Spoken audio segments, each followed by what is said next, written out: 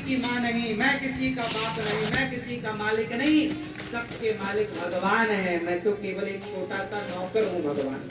इस भाव से चलेंगे तो सब बढ़िया है। मैं भगवान का क्या हूँ? गौरी गोपाल आश्रम में जितनी सेवाएं चल रही हैं वो मैं नहीं चलाता, गौरी गोपाल भगवान चलाते हैं। और ये दास अनिरुद्ध तो केवल गौरी गोपाल भगवान का एक छोटा सा नौकर, कर्मचारी, कार्यकर्ता। हम भगवान का कार्य करते हैं? बताओ, नहीं करते। या करूंगा तो मुझे पुण्य मिलेगा, तो ये भी तो लोभ है। परंतु ये लोभ अच्छा है भाई, पुण्य का लोभ है, ये लोभ अच्छा है भाई। ये बताओ, आदमी दान पुण्य करता है तो लोभ होता है ना कि मुझे इसका पुण्य मिलेगा, फल मिलेगा, तो ये लोभ होना सही है, ये लोभ सार्थक बात सही है।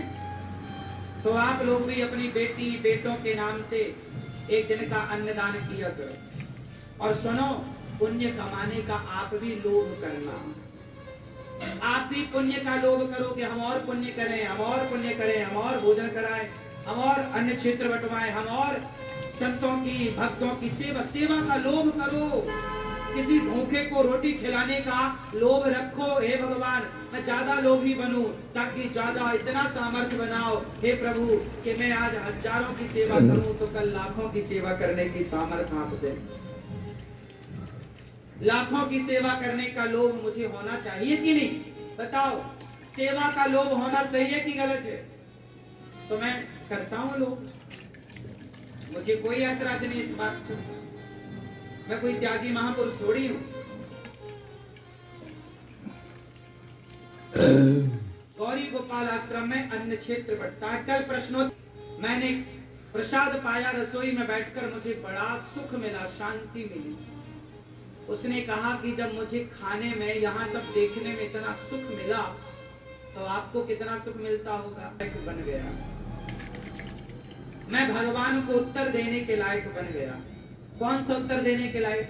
क्योंकि ये अनिरुद्धाचार्य जब मरेगा तो जाके भगवान की अदालत में खड़ा होना पड़ेगा।